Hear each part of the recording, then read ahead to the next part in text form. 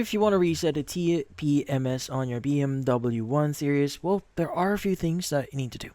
So first is you want to inflate all tires to the correct pressure. So check the tire pressure on each wheel, front and rear, and adjust them to match the value listed on the driver's door frame sticker or in the owner's manual.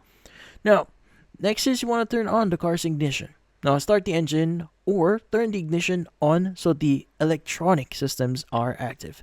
Now you need this for the reset menu to appear.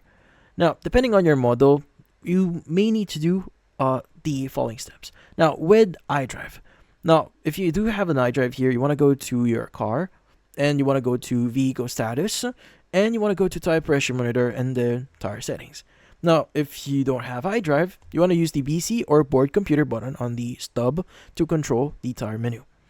Now, next thing you want to do is you want to go ahead and just access the following. So, in the tire settings menu here, you want to choose the option to reset TPMS.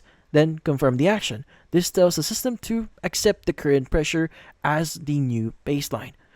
Now, once the reset begins, the screen should display a message like resetting or initialize, so keep the ignition on while this process.